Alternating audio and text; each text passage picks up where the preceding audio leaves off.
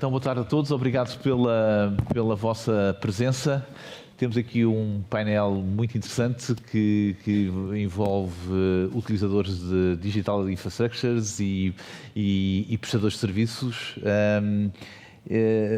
À laia de introdução, eu refleti há pouco sobre a complexidade da função da IT. Já estávamos aqui habituados já há muitos anos que a função IT é uma das funções mais complexas que existem, com desafios a nível das operações, por onde passam investimentos significativos, resposta ao negócio numa tentativa permanente e sem fim para não ser atrito e ser enabler. Tudo isto feito com recursos limitados de tempo e de pessoas e de dinheiro. E nos últimos tempos o que é que nós temos visto? Tudo a complicar-se mais, não é? Porque temos a transformação digital que tem levado a tecnologia para áreas do negócio que até agora, em muitos negócios, não tinham essa premência. Temos visto, por exemplo, e peço desculpa pelo atrevimento, um vir de novo, um renascer do Shadow IT, agora, antigamente, que era uma coisa um bocadinho envergonhada, hoje em dia vem com glamour, chamando-se low code, no code, e que obviamente tem vantagens brutais, mas que desafios brutais também traz para quem tem responsabilidades de IT. Temos, obviamente, o Go to Cloud, que introduz aqui complexidades nas arquiteturas brutais.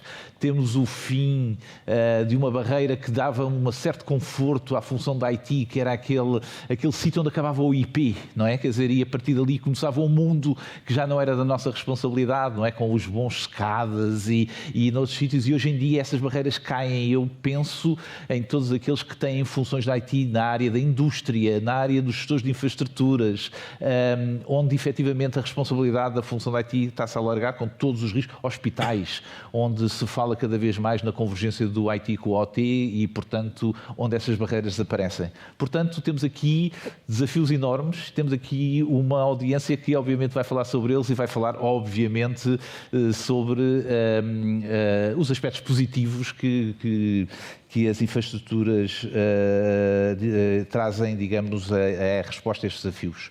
Eu começava lá por fundo, pelo Max da fidelidade, até porque hoje em dia seguradoras, eu acho que nós todos temos de ter boas relações, porque saltamos de evento notável para evento notável e, portanto, seguros é uma coisa que nós temos que ter sempre muitos amigos. E começava pelo Max perguntando, relembrando aqui uma previsão da IDC, que faz parte destas previsões para 2022, que antecipa que até 2026 90% das grandes empresas vão usar a IOPS para implementar soluções de automated remediation, provisioning, de infraestruturas digitais, melhorando a agilidade e a resiliência dos serviços e a disponibilização dessas infraestruturas. A pergunta que eu tinha era que utilização da fidelidade está a dar, ou a planear dar, nesta área do IT, da inteligência artificial e do machine learning, nomeadamente nesta área aplicada à segurança e agilidade de infraestruturas digitais. Muito boa tarde. Em primeiro lugar, gostaria de agradecer à IDC e aos restantes membros do painel pela oportunidade e pelo convite à fidelidade para falarmos um pouco sobre estes temas. Começando então com a temática da segurança, que hoje estão na ordem do dia. Portanto, nós temos vindo a assistir a um incremento grande no número de ciberataques, não apenas em volume, mas principalmente em sofisticação desses ataques. Hoje sabemos que muitos destes ataques, portanto, são levados a cabo por grupos altamente especializados e muito bem organizados, muito bem financiados e que estamos perante uma atividade criminosa, mas com um elevado retorno. Também, fruto da pandemia, portanto, e da massificação do que é o trabalho remoto, Os modelos tradicionais que tínhamos e que usávamos de defesa baseada em perímetro deixam de fazer sentido nos dias de hoje. E as empresas começam a adotar modelos como o Zero Trust, em que são baseados no conceito de que não podemos confiar à partida em nenhuma fonte ou em nenhum fluxo de dados e, portanto, temos que analisar todos estes fluxos e garantir a legitimidade dos mesmos, portanto, antes de permitir o acesso a determinados recursos. Isto tem, no entanto, aqui um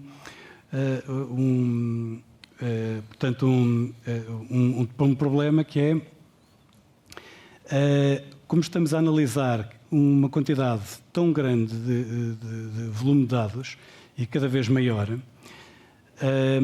torna-se completamente impossível pelos meios tradicionais, as equipas de analistas de segurança e as equipas de IT, conseguirem olhar para todas as fontes, fazer análise de todo este ecossistema de dados e tirar daí as ilações necessárias para agir rapidamente.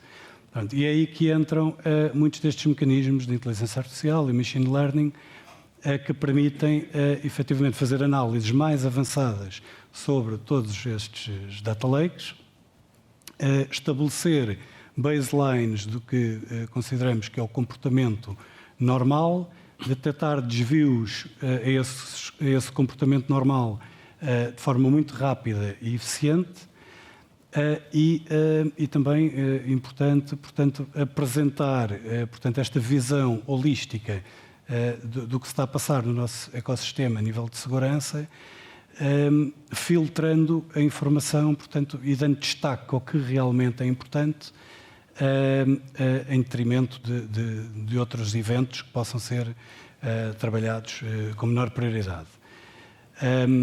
Se a isto ainda juntarmos mecanismos de automação, podemos atuar de imediato mitigando grande parte destes ataques ou destas ameaças, por exemplo, atuando sobre determinados controles de segurança, barrando um fluxo de tráfego numa firewall ou impedindo um determinado utilizador de aceder a um site malicioso.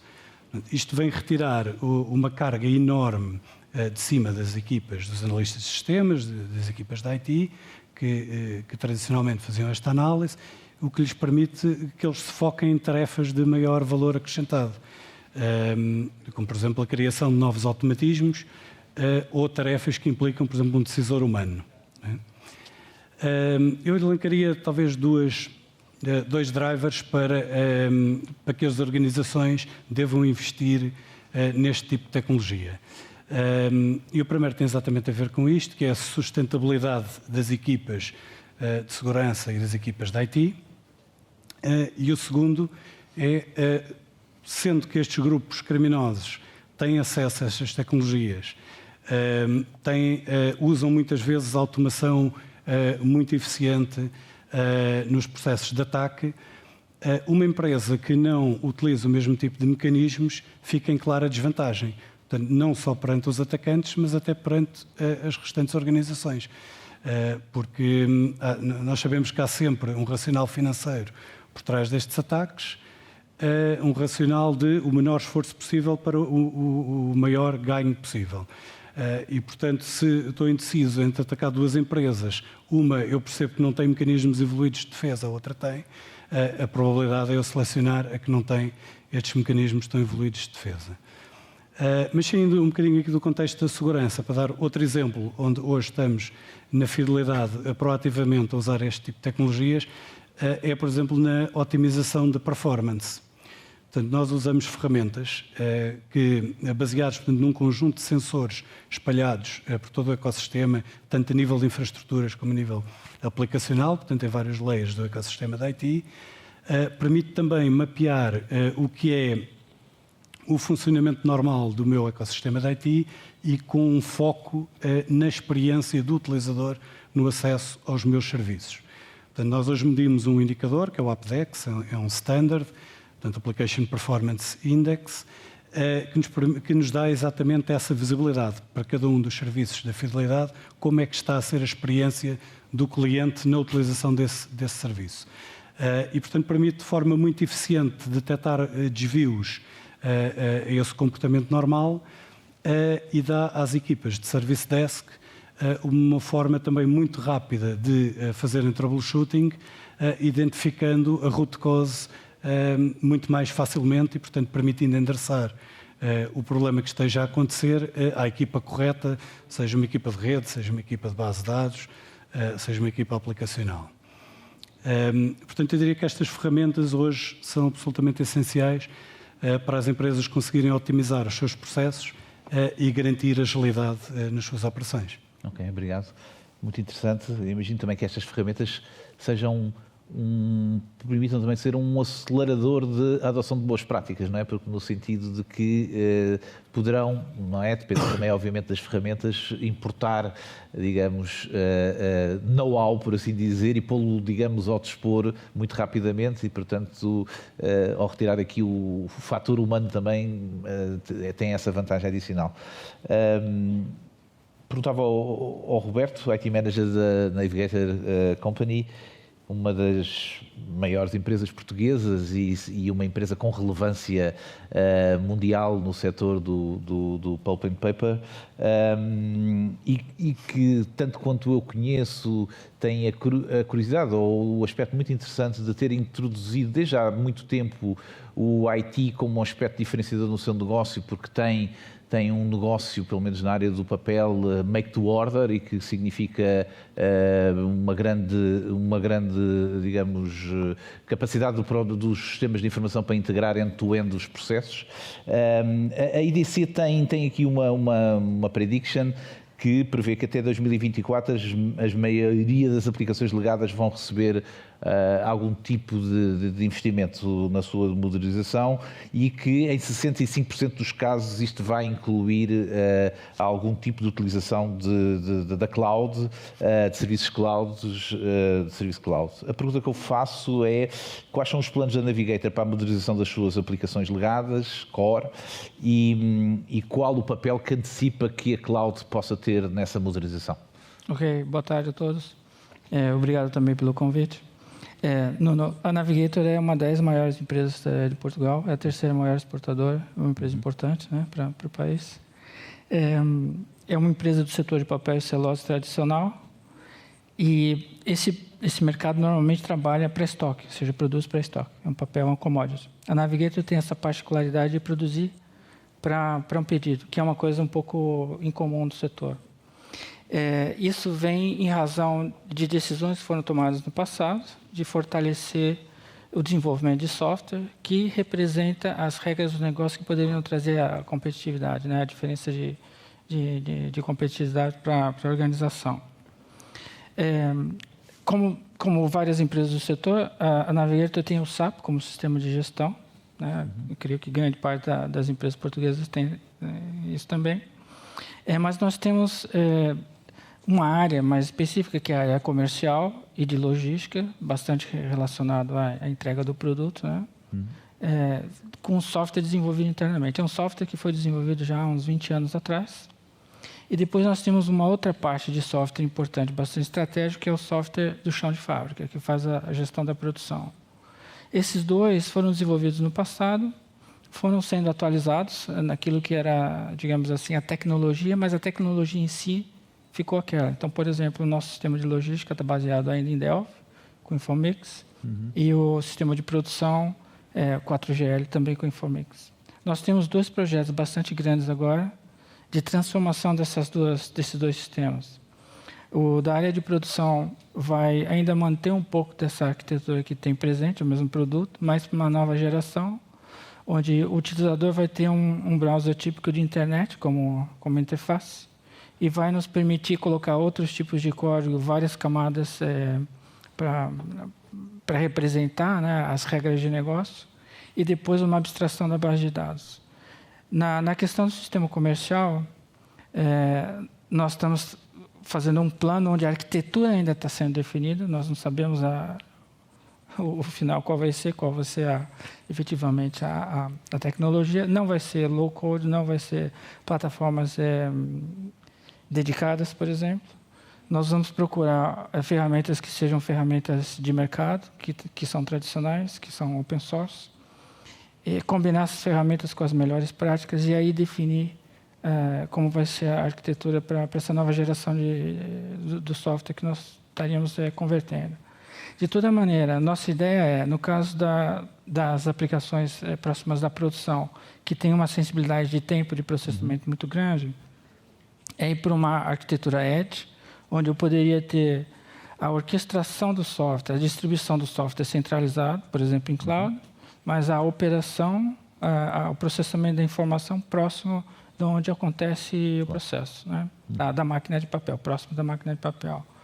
E aí, considerando também, por exemplo, que o Kubernetes poderia ser uma alternativa, né? O conceito de Kubernetes, onde você tem um cluster de várias máquinas que estão combinando esse processamento e tem uma certa resiliência, etc.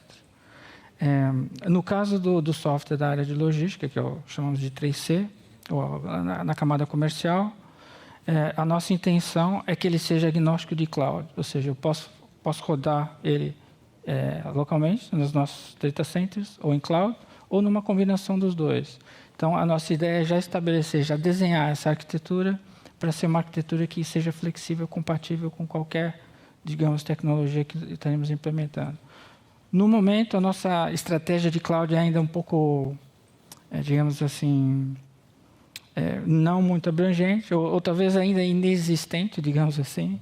Hoje nós temos, nós usamos um pouco da cloud da Oracle, um pouco da cloud da AWS, um pouco do Azure, e somos fracos nos três, ou seja, em termos de conhecimento de valências para tirar o máximo proveito disso, nós não temos uma competência interna. Queremos desenvolver, mas queremos focar mais na questão da cloud para a gestão dos dados, para tirar proveito dos dados. As nossas máquinas, os nossos processos geram muita informação. São mais de 200 observações de dados que temos por segundo. E são dados que podem ser usados, como foi colocado aqui pelo nosso colega, podem ser usados para fazer uma predição, fazer uma análise se a máquina está indo para o caminho certo, se ela precisa de uma manutenção, coisas assim. Então, a nossa prioridade, por enquanto, em vez de ir para hosting, onde eu coloco os servidores, etc., é como eu faço proveito dos dados utilizando a plataforma de cloud, que nós ainda vamos decidir qual. Muito bem, muito interessante. Passava aqui, fazia uma pergunta aqui agora a um service provider, não é? Portanto, temos aqui este painel, tem estes contrastes. E até aproveitando aqui também esta abordagem que o Roberto fez do Edge, a IDC obviamente antecipa um crescimento brutal do Edge Computing. O Edge Computing, de uma maneira ou outra, com este nome ou outro, sempre esteve presente, mas vai crescer e obviamente esse Edge Computing e Edge Data têm que ser integrados nos processos de negócio, com segurança, com fiabilidade, com capacidade de administração, e a IDC prevê exatamente que em 65% das grandes organizações haverá investimentos fortes nesta área. A pergunta que fazia é qual é o contributo da Colt, que tecnologias e serviços disponibiliza ou planeia disponibilizar para facilitar os seus clientes a integração dentro de padrões de performance, segurança, disponibilidade, o Edge Computing e a Edge Data. Muito bem. Antes de mais uma vez também muito obrigado à IDC pelo convite e estar aqui junto de ilustres membros do painel para esta conversa muito interessante. Efetivamente é algo que temos vindo a investir muito na Colt, a questão de toda a softwareização das redes. E eu começaria por aí porque, e já vou ao tema do Edge, que vai ser uma consequência. Se olharmos tradicionalmente para as telecomunicações, é algo muito monolítica, muito pouco flexível e que toda esta softwareização, a cloud, veio, e também a pandemia, não é? Veio acelerar muitos processos de transformação nas próprias telecomunicações. E aí a Colt tem vindo a fazer o seu investimento no sentido de modernizar as suas redes, torná-las muito mais ágeis e muito mais focadas na área de Software Defined Networks, que traz uma camada que nós chamamos o overlay às redes tradicionais de comunicações, traz essa camada que basicamente traz a inteligência à rede. A inteligência, a flexibilidade, a agilidade, etc. SD-WAN, tecnologias SD-WAN, capacidade de ligar multi-cloud, segurança embebida na própria gestão da rede. Portanto, é algo que temos vindo a fazer nesse sentido, grandes investimentos nesse sentido.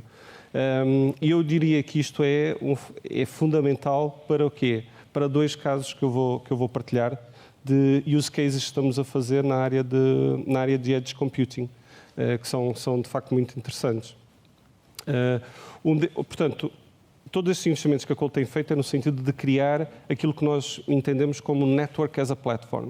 Portanto, uma plataforma orientada ao processamento de forma ágil e flexível. Um dos exemplos que eu queria dar é uma solução mais cêntrica da Colt. Já conseguimos dar soluções de Edge através do nosso, que chamamos Universal CPE, mas que são algumas aplicações virtualizadas no CPE que está distribuído e nas instalações do cliente, soluções de firewall, soluções de, por exemplo, Riverbed One Optimization, Palo Alto, etc. Um conjunto de aplicações geridas pela Colt que estão no nosso Universal CPE, próximos do cliente. No entanto, um dos use cases que estamos a desenvolver, no âmbito de uma parceria que anunciámos há pouco tempo com a IBM, é muito interessante porque toca principalmente num tema aqui que o nosso colega referiu, aquilo que nós chamamos de Smart Manufacturing. Portanto, iniciámos um processo com a IBM no sentido de explorar em laboratório e em use cases o conceito de Smart Manufacturing. Portanto, o que estamos a fazer, na realidade, é trazer as aplicações da IBM, nomeadamente o Cloud Satellite e o Edge Application Manager, para a nossa plataforma, para o nosso Universal CPE, e a partir daí permitir a que a IBM, por exemplo, possa correr aplicações como o IBM Maximo, que não é mais do que uma plataforma de Smart Manufacturing. Portanto, trazer todo em tempo real próximo, com baixíssimas latências, não é? Para tomada de decisões, processamento de dados, IoT, de forma muito rápida no sentido de optimizar as operações. E claramente é um use case que vemos muito interessante e que, pronto, é a questão mesmo do Smart Manufacturing, que é algo que a Colt quer desenvolver e ter uma palavra nesse sentido. O outro use case que gostaria de partilhar, um pouco diferente, mas sempre no mesmo conceito, que é, também anunciámos recentemente uma parceria da qual estamos a liderar um piloto na área de 5G privado, com uma empresa, a ICAD, que é uma empresa de real estate, portanto investidores e developers na área de real estate. E o que estamos a fazer portanto isto é na La Défense em Paris, estamos a criar toda uma solução de 5G privada, de uma rede 5G privada, em que trabalhamos com vendors de tecnologia, em que trazemos as funções da rede móvel de 5G para o nosso Universal CPE. Portanto, essas soluções são softwareizadas, não é? E vêm para o nosso... E depois o que tratamos é de quais são os serviços que vamos disponibilizar on top disso. E são serviços chamado Smart Office, porque efetivamente e falou-se aqui, muito mudou com a pandemia, já não há aquele conceito dos headquarters brilhantes, altos, portanto a força de trabalho distribuiu-se e portanto hoje em dia acho que até o grande desafio é como trazemos as pessoas de volta e como é que colocamos as pessoas a colaborar. E um dos use cases que estamos a trabalhar é nesse sentido, ou seja, que soluções de Smart Office, de colaboração, de experiências imersivas, conseguimos criar no sentido de aumentar a experiência num espaço de escritório. Essa é uma componente. A outra componente que também é muito interessante, que estamos a desenvolver com eles, é na área do Smart Building. Efetivamente, é uma das previsões da EDC, portanto a questão da sustentabilidade é crítica, e a área do Smart Building é, mais uma vez, que tomada de decisões podemos trazer para o Edge, processamento local, na tomada de decisões na gestão dos edifícios.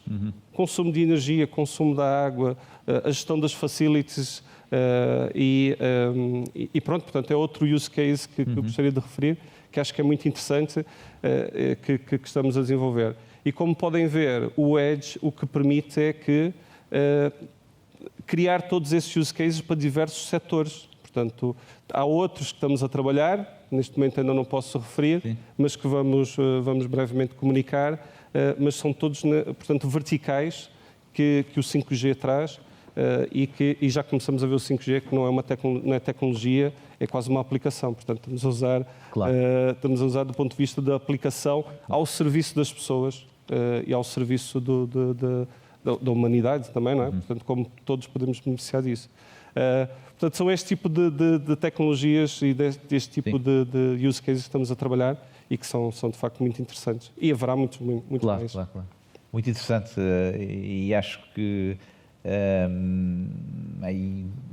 os cases que não conhecia, que me parecem extremamente interessantes, e uma maneira, obviamente, de conseguir lidar com esta complexidade que eu tenho até de uma forma mais caricata no início, é exatamente os prestadores de serviços e fornecedores de tecnologia, no fundo, colocarem mais camadas de valor acrescentado sobre os seus produtos, que de alguma forma descomplexizam depois também o lado do cliente, que se pode concentrar depois em outras áreas que são certamente mais core.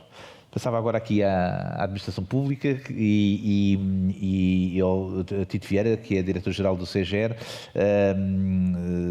Sabemos que fez um processo de transformação digital, que é um processo e, portanto, certamente não terminou, mas que teve uma vaga significativa, e, nesse sentido, eu perguntava-lhe qual foi o papel e a importância dos serviços cloud nesse processo de transformação digital do CEGER e até que ponto estes ambientes multi-cloud híbridos com incorporação de serviços de cloud dedicados podem, no futuro, permitir alargar o footprint, digamos, da cloud no processo de transformação digital do CEGER.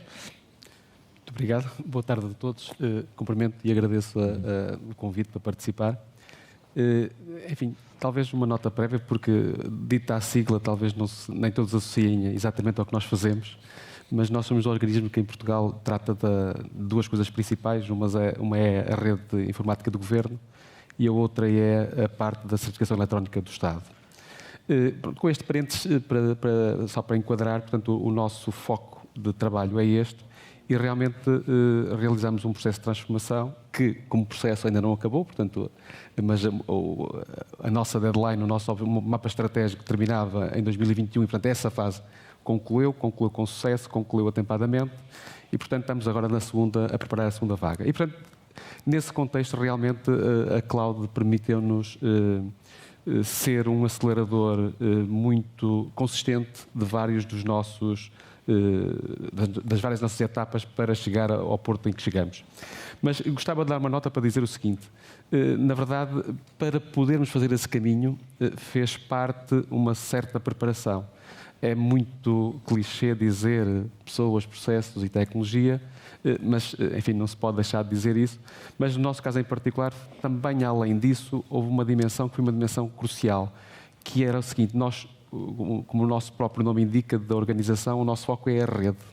Portanto, é os serviços de informática sobre uma rede, que é uma rede crítica. E, portanto, para pensar em providenciar serviços sobre a rede, ainda que não fosse naquele momento, mas projetar serviços sofisticados, digitais, sobre qualquer cenário, naturalmente tínhamos que acautelar que essa base era robusta e estava capacitada, ou ter-se-ia capacitar, para quando esses serviços digitais chegassem em massa, eles pudessem ser providenciados de uma maneira sólida, robusta e adequada para o fim a que se destinava. E, portanto, esse foi um caminho fundamental, foi o caminho de, antes de pensar no que queríamos pôr em termos de serviço ao utilizador, ou melhor, com esse foco, começamos a fazer uma transformação profunda digamos, do alicerce da casa para poder construir sobre bases seguras. E esse trabalho foi talvez uma parte complicada, porque é um processo de mudança. Não se pode fazer uma casa ao lado porque os processos não param, o governo não para, o país não para, e, portanto, intervir em toda uma transformação do coração e das artérias de uma infraestrutura em movimento e em grande movimento e em grande velocidade, esse foi talvez o desafio principal. Mas feito esse trabalho, e depois no que criamos em cima dessa base sólida, foi talvez a parte, não diria mais simples, mas já foi uma fase que foi sendo feita de acordo com uma certa velocidade projetada e que correu muito bem. Então, qual foi a nossa estratégia? Portanto, nós olhamos para os workloads que tínhamos e, portanto, tipificámos os workloads e começámos por atacar aqueles que nos permitiam fazer quick wins. Portanto, ou seja, voltando àquele tópico que eu introduzi, portanto, nós temos que preparar a tecnologia, as pessoas e os processos. Também, internamente, tivemos que lidar com o desafio cultural, porque isto, em certa medida, também, hoje, o tema cloud é um tema que já não é tema, do ponto de vista da sua utilização, mas, se recuarmos 3 ou 4 anos atrás, o tema da cloud ainda era um tema de muita desconfiança, e então, para serviços críticos, essa pertinência era ainda maior. E, portanto, tivemos também dentro de casa que provar que aquele caminho era um caminho que, para além de promissor no plano teórico, era capaz de mostrar resultados que o apontassem como tal. E, portanto, essas quick wins foram fundamentais, porque nós tínhamos pequenas cargas, pequenas coisas, enfim, em que a informação que lá estava não era do ponto de vista da sua natureza, do seu tipo, não era classificada, não tinha dados pessoais, é um tipo de informação mais fácil, digamos, de gerir, e por conseguinte pôr essas cargas, esses workloads numa determinada cloud foi um acelerador muito impactante, porque permitiu duas coisas. Primeiro, resolver-nos problemas substancialmente fortes de manutenção, porque é preciso manter, enfim, os cogumelos aparecem, os sistemas de informação aparecem, depois há um período de tempo em que são muito úteis e depois há um período de tempo em que eles já não são úteis, já não interessam, mas alguém tem que os manter, porque se não os mantermos, há os problemas de segurança a aparecerem em cada vez mais forte, com cada vez mais força, e, portanto, esse workload foi muito fácil de mostrar, porque fizemos mais rápido, mais ágil e sem toda a simplificação possível de manutenção. Portanto, as equipas que faziam aquela manutenção ficaram maravilhadas porque puderam dedicar-se a coisas de maior relevância para poder libertando-se daquelas tarefas que eles próprios não gostavam de fazer. E, portanto, esse foi um quick win rápido. Para o utilizador foi muito fácil porque os sites ou essas páginas não caíam, não tinham problemas de desempenho e, portanto, isso foi, de facto, um primeiro, como eu dizia há pouco, uma quick win para poder levar a coisas mais complexas.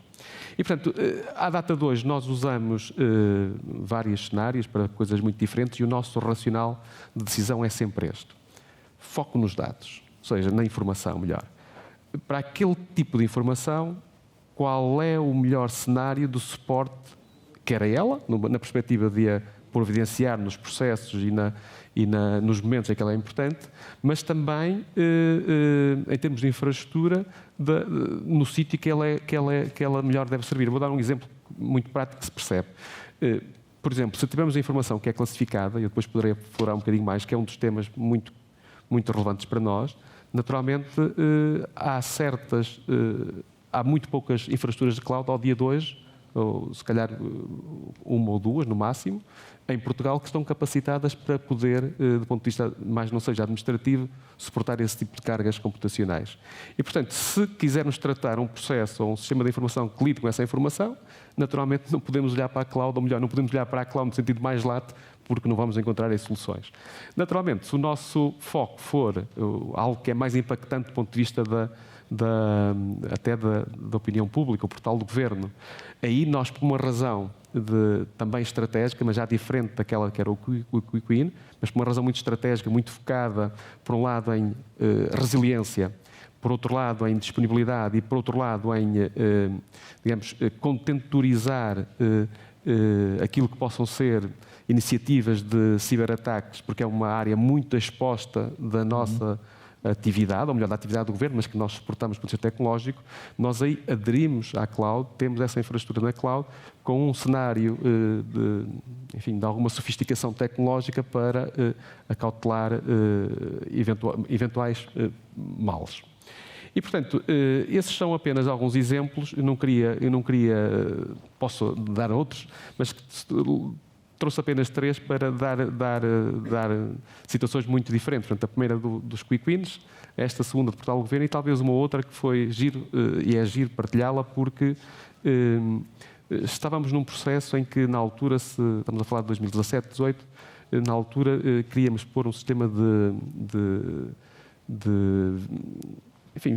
Skype for Business dentro de casa para providenciar os serviços que hoje temos como uma coisa elementar. E, portanto, esse foi um exemplo de giro. Porquê? Porque o projeto tinha começado e, na altura, estávamos a correr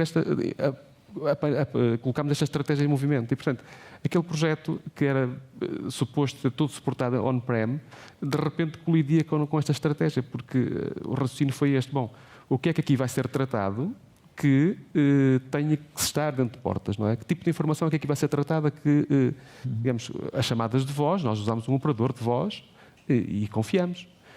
O SMS, usamos operadores de telecomunicações e confiamos.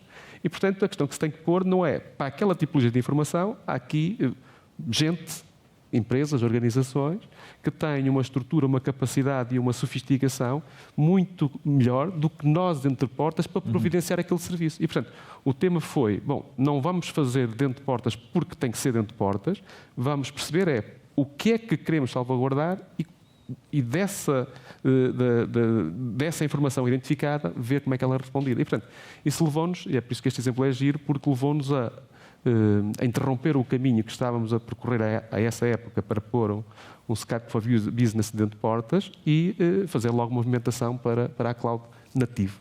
E ainda bem que o fizemos, porque depois, entretanto, veio a pandemia e isso provou que era um caminho certo. Enfim, e são apenas estes 3 exemplos, outros poderiam ser dados, mas talvez a palavra-chave seja o foco na informação que queremos tratar e nos processos e depois sobre ela ver quais são os recursos computacionais, on-prem ou fora, ou híbrido, que melhor respondem às exigências daquele negócio. Muito bem. Obrigado.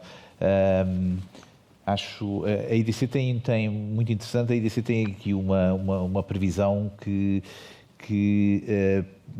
diz que 60% das grandes organizações vão fazer investimentos em cloud dedicada e esta previsão, dita assim, pode até parecer um retrocesso, mas é essencialmente um passo em frente, não é? Porque essas clouds dedicadas vão ser, obviamente, potenciadores de maior adesão e acho muito curioso com o use case estava a ser partilhado pela Colt, porque também se fala em 5G dedicado, não é? E, portanto, estamos a ver aqui investimentos interessantes que podem ser, não retrocessos, mas sim dar saltos, digamos, quânticos, por assim dizer, para a utilização destas tecnologias. Carlos, sabemos que as arquiteturas multi-cloud irão dominar, não é? Portanto, será algo com que todas as organizações vão ter que lidar e gerir. A minha pergunta é como é que service providers como a Equinix podem ajudar a lidar com estes desafios de complexidade através de disponibilização de infraestruturas com provisioning, self-provisioning, com gestão transparente de ativos e com maior controle e previsibilidade de custos. Muito obrigado pela pergunta, Nuno. E, antes de tudo, mais obrigado a todos pela participação. Prazer estar no teu ilustre painel. Para quem não conhece a Equinix, de facto, nós temos cerca de 230 data centers à volta do mundo. Somos aproximadamente um universo de 10 mil clientes que nós ajudamos. Temos à volta de 2 mil operadores de rede e vamos em cerca de 3 mil provedores de serviços de cloud e de internet. Em Portugal realmente temos um data center que tenta, sem dúvida nenhuma, dar resposta a esses problemas e a esta complexidade. Vemos, obviamente, as empresas, e aqui vimos a descrição clara neste caminho de transformação digital e nos principais desafios que encontram. Temos claro que, a partir do momento em que realmente saímos daquele perímetro do on-premises, imediatamente as coisas ganham um nível de complexidade. Temos claro que o multi-cloud, a partir de diversos fornecedores, é uma realidade óbvia, porque encontramos fornecedores que têm diversas valências que, complementando, conseguimos realmente o melhor resultado para a organização. Dentro da discussão entre a cloud on-premises ou alguma infraestrutura privada e pública, o híbrido também já se demonstrou que é o caminho a ir. E isto cria todo um contexto de complexidade, que é onde nós temos tentado maioritariamente encetar os nossos esforços no sentido de ajudar as empresas, porque temos essa consciência que no momento em que ultrapassem este fosso de complexidade, cria uma vantagem diferencial tremenda e uma vantagem competitiva sem dúvida significativa. E no final realmente o negócio está preocupado com o seu crescimento e com o seu desenvolvimento e não tanto com o que são os requisitos exatamente de um IT. Portanto, todo o nosso desenvolvimento tem sido no sentido de realmente simplificar esse processo, quer por apoio, por consultoria, através de Global Solutions Architects que estudam em cada uma das indústrias e qual a melhor forma de podermos apoiar e criar infraestruturas resilientes que consigamos integrar de forma fácil e escalável, sem dúvida. Há algumas partes em que realmente há avanços significativos absolutamente visíveis e um deles que nós vemos é Cloud Automation. Cloud Automation é sem dúvida nenhuma um dos caminhos a seguir no sentido de reduzir toda aquela carga de trabalho adicional que estávamos habituados para um provisioning, e o Carlos mencionou muito bem o tempo que leva normalmente a ter um novo circuito ou a ter um novo asset a funcionar. Isso não é algo que ao dia de hoje possa ser aceitável. Portanto, esse time to market é suportado por um processo de automation, automaticamente consegue libertar recursos, simplificar processos, criar novos assets, billings entendíveis, e inclusive já no Reaction Driven Automation, no qual integramos ferramentas de inteligência no qual o próprio sistema aloca e, se me permite a expressão, desaloca recursos à medida das necessidades em cada momento. Esse é um dos pontos, sem dúvida nenhuma, acho que dentro da tendência que nós vimos, esta parte do automation.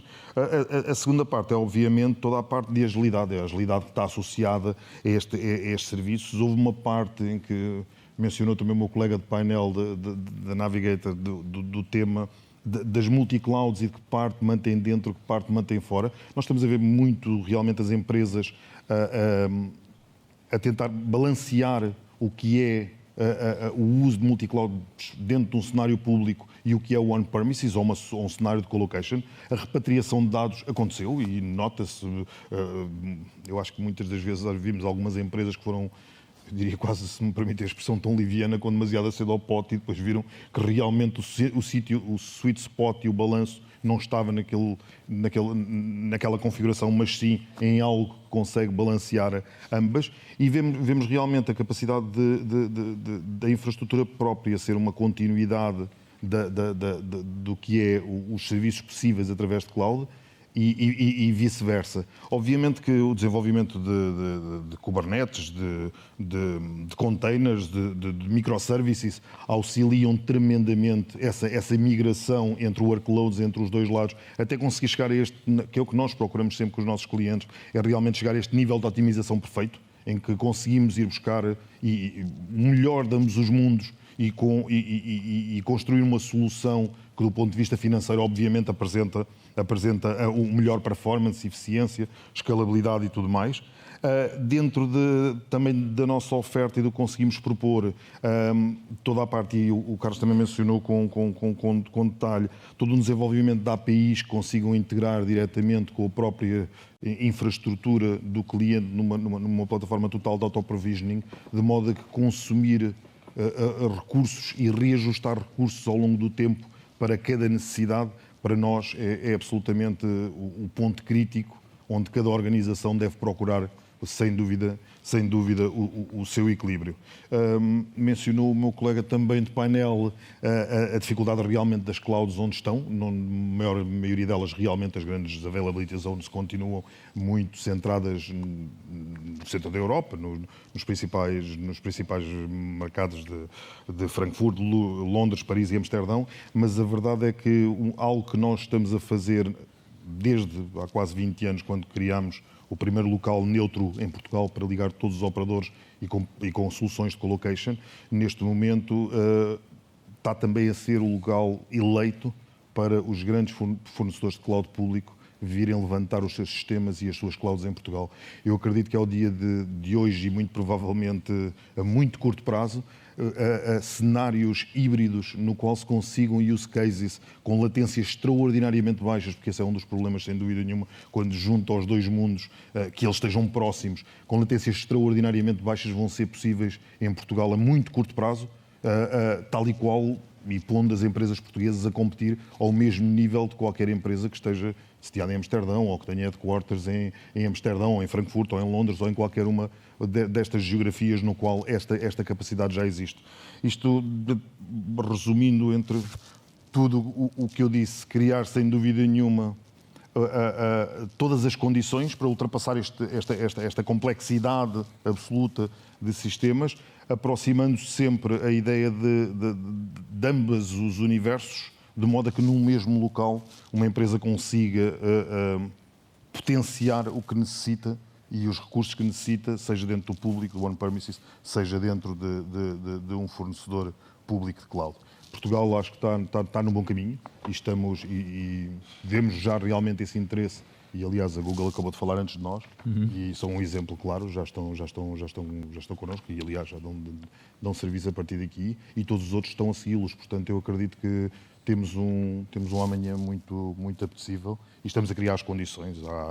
Há dados que provavelmente pouca gente conhece, mas Lisboa tem neste momento o custo de conectividade IP mais baixo do planeta. É uma coisa absolutamente extraordinária. Portanto, estamos a criar condições de competitividade que poderão pôr as empresas portuguesas realmente a competir ao mesmo nível ou ainda melhor do que nós vemos lá fora.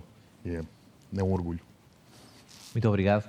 Eu agora vai-me caber aqui uma tarefa terrível, que é ditatorial.